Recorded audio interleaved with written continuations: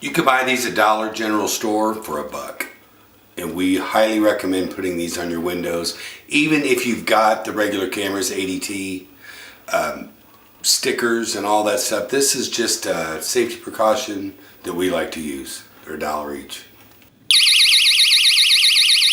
For $1, you can secure your windows with this motion sensor. This is for glass breakage.